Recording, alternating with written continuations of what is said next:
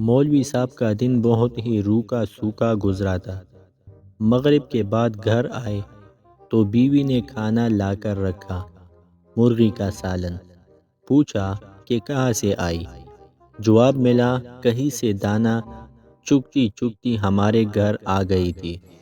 کم بخت نے میرے بہت سے پودے خراب کر دیے۔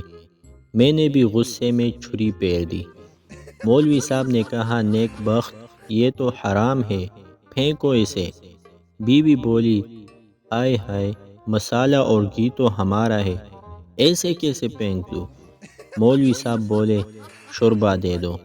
شوربہ نکالنے میں ایک ٹانگ پھسل کر مولوی صاحب کی پلیٹ میں آ گئی۔